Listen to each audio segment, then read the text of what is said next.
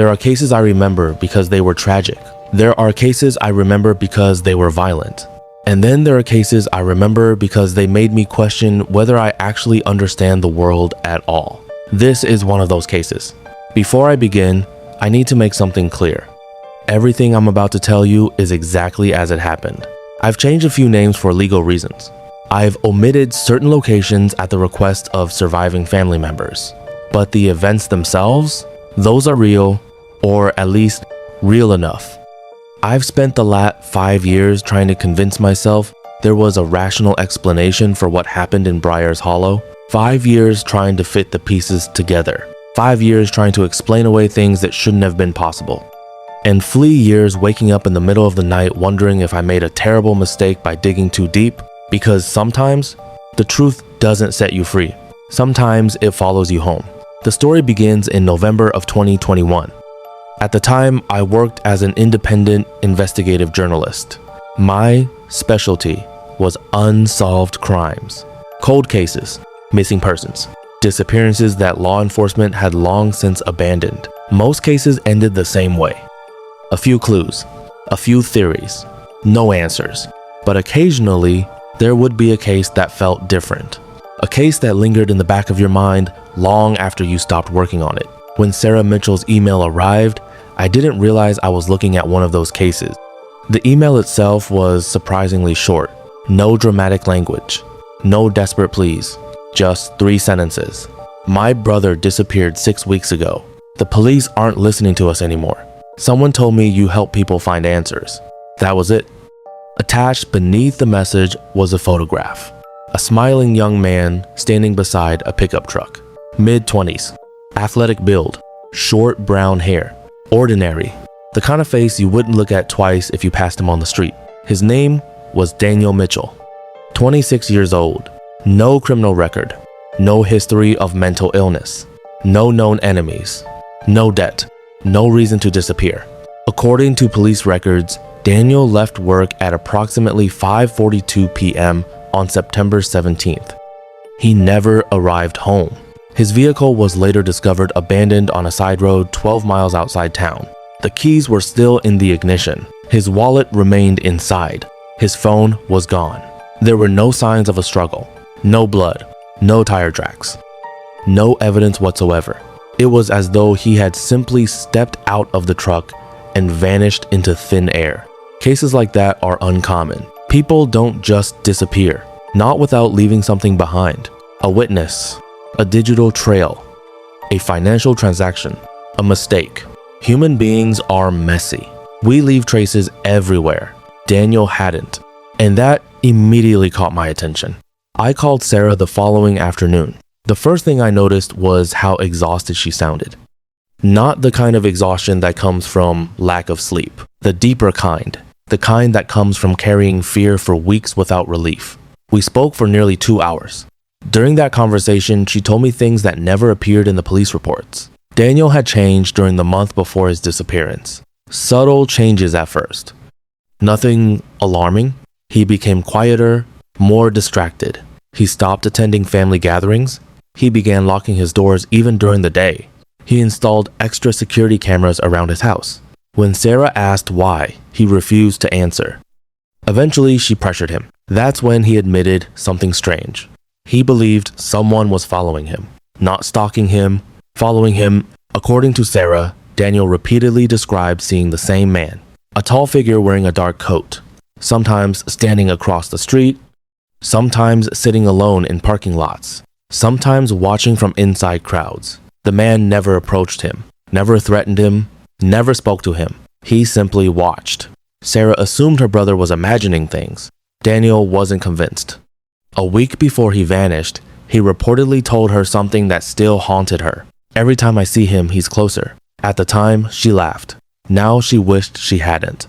After our call ended, I began reviewing every available document connected to the case. Police reports, witness interviews, traffic camera footage, property records, social media activity. The deeper I dug, the stranger things became. One witness in particular stood out, a gas station employee named Kevin Harris.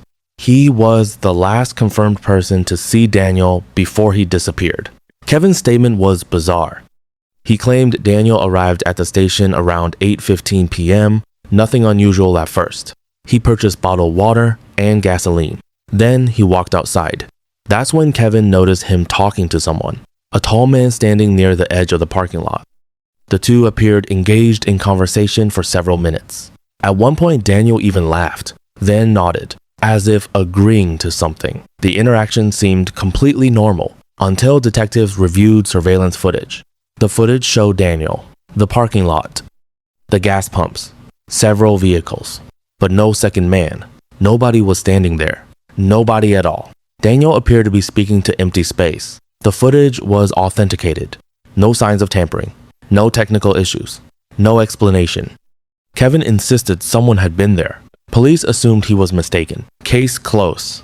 Or at least that's what they thought. 3 days later, I packed my equipment and drove toward Briars Hollow. The town sat nearly 4 hours from the nearest major city. The route took me through miles of isolated countryside, dense forests, empty roads, abandoned farms. The farther I drove, the more disconnected the world seemed to become. Cell service weakened. Traffic disappeared. Radio stations faded into static. By the time the town appeared on the horizon, dusk was settling across the landscape. The first thing I noticed was how old everything looked. Not run down, just frozen, as if time moved differently there. The storefronts seemed untouched for decades. The houses appeared carefully maintained but strangely lifeless. There were people everywhere, walking, shopping, driving. Yet somehow, the town felt empty. It's difficult to explain. Imagine entering a room moments after an argument ended. You don't know what happened, but you can still feel it in the air. That was Briar, a place carrying tension beneath the surface. A place where everyone seemed to know something they weren't saying. I checked into the Hollow Pines motel shortly after sunset. The motel owner was an elderly man named Richard. His office smelled faintly of old paper and cigarette smoke. He seemed friendly enough until I mentioned Daniel Mitchell. The change was immediate. His smile vanished. His posture stiffened. For several seconds, he simply stared at me. Then he asked a question that caught me off guard. "How long are you staying?" I shrugged. "A few days." He shook his head slowly. "Don't stay longer than that." I laughed. "Why not?" His answer came almost instantly. Because everybody who stays too long starts asking the same questions. I asked what questions. He didn't answer. Instead, he handed me my room key. The conversation was over. That night, I stood outside my room smoking a cigarette and reviewing notes. The parking lot was nearly empty. The air was cold. The town was quiet. Too quiet. No distant traffic. No music. No voices. Nothing. Then I noticed something strange. Across the street stood a man, perfectly still, watching the motel. At first I assumed he was waiting for someone, but several minutes passed. He didn't move, didn't look away, didn't check a phone, didn't shift his weight. Nothing. Just stood there, watching.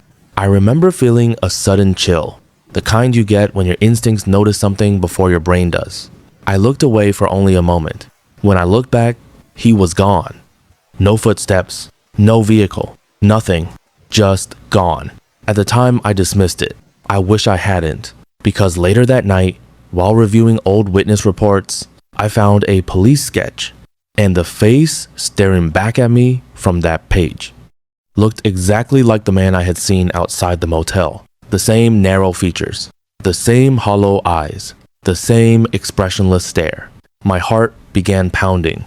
Because according to the report attached to the sketch, the witness who identified him had made the statement in 2003, 18 years earlier, and the witness claimed the man hadn't aged a day.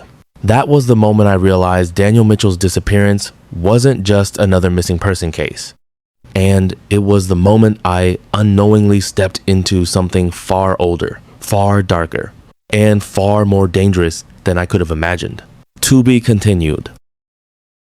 If you've watched up to this point, that means you're following the story. Please subscribe, like, and comment. Wait for the part 2 as I update you on how the story unfolds. This is not an ordinary case, and I am already caught up in a situation I don't understand.